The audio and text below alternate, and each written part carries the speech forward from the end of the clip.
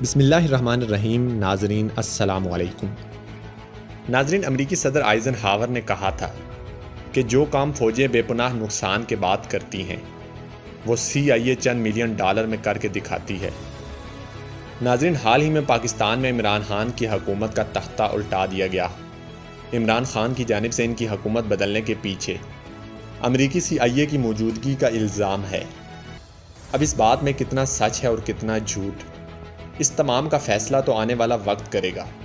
تاہم یہ ایک روشن حقیقت ہے کہ امریکہ نے سرد جنگ کے دوران دنیا کے مختلف ممالک میں 72 بار حکومتیں بدلنے کی کوشش کی ہے، اور اس کا پہلی بار انکشاف وکی لیکس میں سامنے آیا تھا۔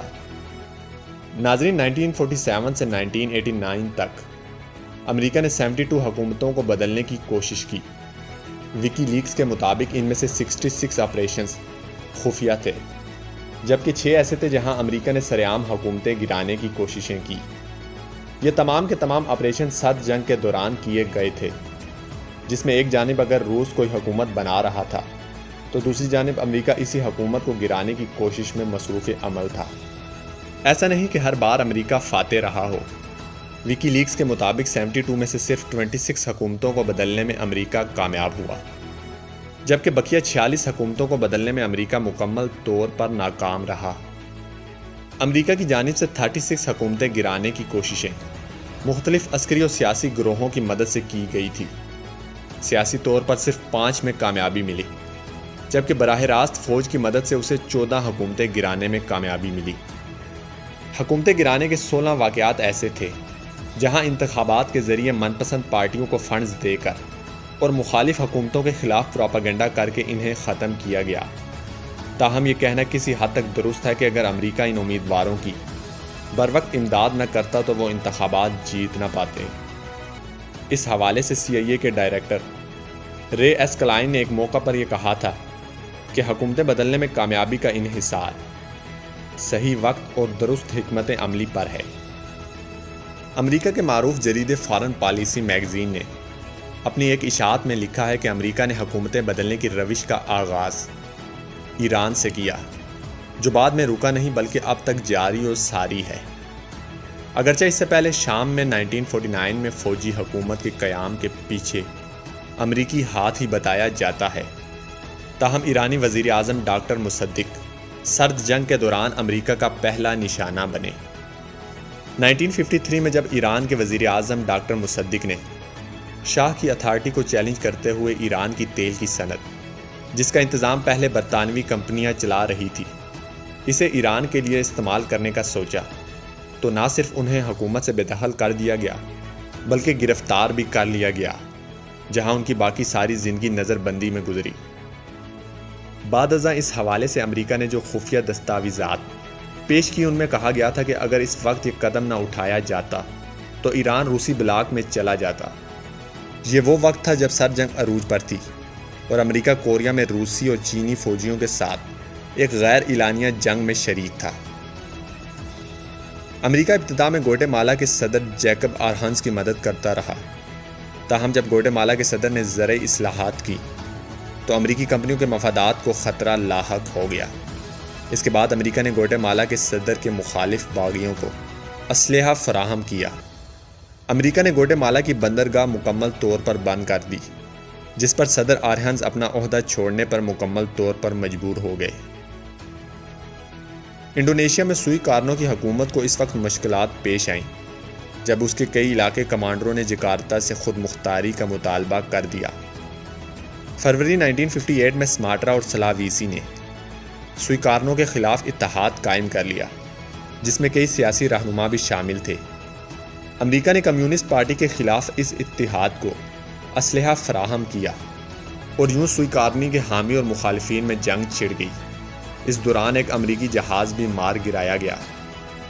سوئی کارنو نے 1958 تک بغاوت کو کچل دیا، جس کے بعد صدر جان ایف کینیڈی نے سوئی کارنو کو واشنگٹن بلایا اور اسے اربوں ڈالر کی امداد دی۔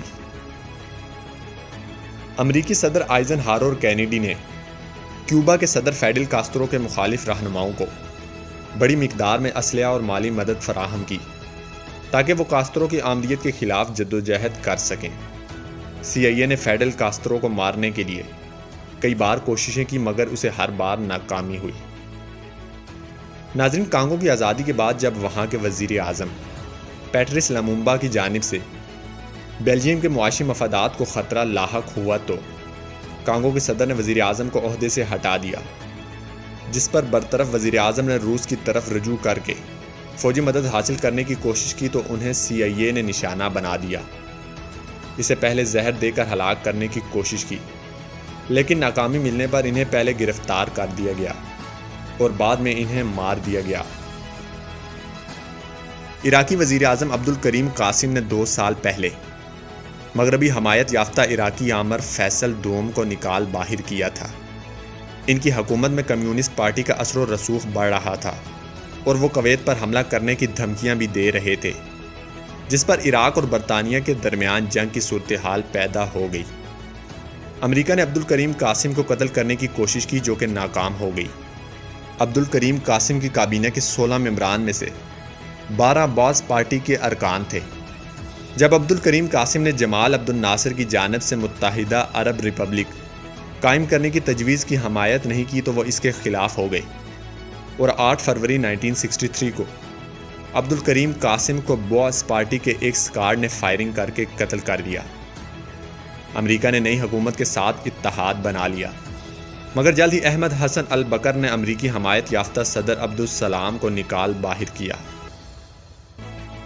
امریکہ جنوبی ویتنام میں کافی اثر و رسوخ حاصل کر چکا تھا کہ وہاں کے صدر ناگو دن نے بدھ مت سے تعلق رکھنے والے مخالفین پر عرصہ حیات تنگ کرنا شروع کر دیا، جس پر امریکہ اور اس کے درمیان تناؤ پیدا ہو گیا۔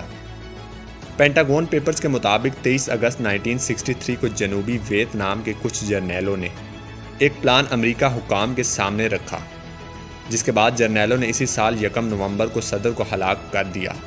اس تمام کے لیے CIA فنڈ سے ان جرنیلوں کو تقریباً $80,000 ادا کیے گئے۔ ناظرین، امریکہ کے برازیل میں سفیر لنکن گورڈن نے لکھا ہے کہ برازیلی صدر جاؤ گولاٹ برازیل کو چین کی طرز پر آگے لے کر جا رہے تھے، جس پر امریکہ نے برازیل کی فوج کے سربراہ کاسٹیلو برانکو کے ذریعے 1964 میں برازیل کے صدر کا تختہ الٹ دیا۔ اس دوران CIA نے صدر کے خلاف مظاہرین کو پیسہ اور اسلحہ دیا۔ اس وقت کے امریکی صدر لنڈن بی جانسن نے حکم دیا تھا کہ برازیلی صدر کو اس کے عہدے سے ہٹانے کے لیے ہر ممکن قدم اٹھایا جائے، جس کے بعد 1985 تک برازیلی فوج نے برازیل پر حکومت کی۔ 1970 میں جب ایک سوشلسٹ رہنما سالواڈور الیاندے انتخابات میں کامیابی حاصل کر کے چلی کے صدر بن گئے تو صدر رچرڈ نکسن نے CIA کو ہدایت کی کہ چلی کی معیشت کو تباہ کر دیا جائے۔ اس مقصد کے لیے CIA نے چلی کے 3 گروہوں کے ساتھ کام کیا، انہیں اسلحہ فراہم کیا، مگر یہ سازش کامیاب نہیں ہو سکی۔ اس کے بعد جنرل اگستو پنوشے کے ذریعے صدر کے خلاف 1973 میں بغاوت کرائی گئی، جس نے اپنے مخالفین کو چن چن کر قتل کیا، مگر CIA نے نئی حکومت کی مدد جاری رکھی۔ اپریل 1978 میں کمیونسٹ نظریات رکھنے والے People's Democratic Party of Afghanistan اقتدار میں آ گئی، جس کے خلاف مشرقی افغانستان میں بغاوت شروع ہو گئی۔ جلد ہی اس بغاوت نے خانہ جنگی کی صورت اختیار کر لی۔ روس نے حکومت کی مدد کے لیے اپنی فوجیں بھیج دی۔ دوسری جانب امریکہ نے پاکستان میں باغیوں کی مدد کے لیے تربیتی کیمپ لگا دیے۔ ستمبر 1979 میں صدر نور محمد ترکی کو حافظ اللہ امین کے لوگوں نے قتل کر دیا۔ بعد میں حافظ امین کو روسی افواج نے قتل کر دیا۔ آنے والے سالوں میں افغانستان امریکہ اور روس کے درمیان میدان جنگ بن گیا۔ امریکہ نے پاکستان کے ذریعے افغان مجاہدین کو اربوں ڈالرز دیے، جس کی وجہ سے روسی فوج کو افغانستان میں بدترین شکست کا سامنا کرنا پڑا۔ ترکی میں 12 ستمبر 1980 کی فوجی بغاوت سے ایک روز پہلے 3000 امریکی فوجی ترکی پہنچے۔ 1981 کے اختتام پر امریکن ٹرکش ڈیفنس کونسل کا قیام عمل میں آ چکا تھا۔ ترکی میں کامیاب فوجی بغاوت کے بارے میں انقرہ میں CIA کے اسٹیشن چیف پال ہینرے نے تسلیم کیا کہ ترکی کی حکومت کا تختہ الٹنے کا کارنامہ ہمارے لوگوں نے سر انجام دیا ہے۔ جب پولینڈ میں روسی افواج حرکت میں آئیں تو امریکہ نے پولینڈ کے ساتھ اظہار یکجہتی کیا اور عوامی رابطہ مہم چلائی اور روسی مداخلت کے خلاف حکومت کی مدد کی۔ امریکہ نے کمبوڈیا میں روسی مخالفین کو مدد فراہم کی۔ اس دوران خانہ جنگی میں 4,60,000 لوگ مارے گئے۔ کمیونسٹ حکومت کو کمبوڈیا کے 20 لاکھ لوگوں کے قتل کا ذمہ دار قرار دیا گیا۔ انگولا میں کیوبا کی حمایتی حکومت اور جنوبی افریقہ کی حمایت یافتہ عسکری گروہوں کے درمیان خانہ جنگی میں 10 لاکھ سے زائد لوگ مارے گئے۔ ریگن انتظامیہ نے کمیونسٹ مخالف باغی گروہوں کو مدد فراہم کی، جنہوں نے حکومت کو بھاری جانی اور مالی نقصان پہنچایا اور اقتدار حاصل کر لیا۔ تاہم امریکی حمایت یافتہ رہنما سومبی کو فوج نے 2002 میں قتل کر دیا۔ اس کے بعد سے آج تک انگولا 2 متحارب گروہوں میں تقسیم ہے۔ امریکہ نے 11 ستمبر 9/11 کے حملوں کو جواز بناتے ہوئے طالبان کی حکومت ختم کر کے اقتدار شمالی اتحاد اور دیگر اتحادی رہنماؤں کے سپرد کیا۔ تاہم 2021 میں افغانستان سے امریکی فوجوں کے انخلاء کے بعد طالبان نے دوبارہ افغانستان پر قبضہ کر لیا۔ وسیع پیمانے پر تباہی پھیلانے والے ہتھیاروں کی موجودگی کو جواز بنا کر امریکہ اور اس کے اتحادیوں نے صدام حسین حکومت کا خاتمہ کر دیا اور بعد ازاں صدام حسین کو نئی عراقی پالیسیوں کے مطابق پھانسی دے دی گئی۔ ہیٹی کے صدر جین برٹرانڈ جب دوسری بار صدر منتخب ہوئے تو ان کے خلاف بغاوت کروائی گئی اور انہیں گرفتار کروا کر امریکی جہاز میں ملک سے باہر بھیج دیا گیا۔ 2006 میں فلسطین میں ہونے والے انتخابات میں حماس اور الفتح نے کامیابی حاصل کر کے متحدہ حکومت بنائی، جس کی سربراہی اسماعیلیہ ہنیہ کر رہے تھے۔ 2007 میں حماس نے غزہ کا کنٹرول سنبھال لیا اور الفتح کے حکام کو برطرف کر دیا، جس میں ہونے والے جھڑپوں میں تقریباً 118 افراد مارے گئے۔ اسی سال امریکہ نے الفتح کے صدر عباس کو $9 کروڑ فراہم کیے تاکہ وہ اپنی دفاعی صلاحیتوں میں اضافہ کر سکیں۔ امریکہ نے حماس کو دہشت گرد قرار دیتے ہوئے فلسطینی اتھارٹی کی مدد کی۔ امریکہ 2006 سے صومالیہ کے اسلام مخالف جنگی سرداروں کی مدد کر رہا ہے۔ صومالیہ میں اگرچہ اسلامک کورٹ یونین کی عمل داری ہے، تاہم اس پر خواتین اور انسانی حقوق کی خلاف ورزی کا الزام ہے۔ امریکہ ایرانی حکومت کے خلاف کام کرنے والی سیاسی جماعتوں اور ان کے لوگوں کو سالانہ $30 لاکھ دے رہا ہے، جو ایران اور ایران سے باہر حکومت کے خلاف سماجی میڈیا اور دیگر ذرائع کو استعمال کرتے ہوئے کام کر رہے ہیں۔ امریکی کانگریس نے 2006 میں ایرانی حکومت مخالف گروہوں کی مدد کے لیے فریڈم اینڈ سپورٹ ایکٹ منظور کیا، جس کے تحت انہیں سالانہ $1 کروڑ کی امداد دی جا رہی ہے۔ امریکی چینل ABC نیوز نے انکشاف کیا تھا کہ 2007 میں صدر بش نے ایران میں بغاوت کے لیے تقریباً $40 کروڑ خرچ کرنے کی منظوری دی تھی۔ CIA نے سنی تنظیم جند اللہ کی مدد بھی کی۔